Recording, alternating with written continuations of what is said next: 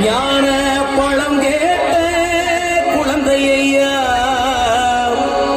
அப்பனுக்கு பாடம் சொல்லி ஆறுபடையாட்சி செய்யும் ஏசாமி முருகனையா வெற்றிவேல் முருகனுக்கு.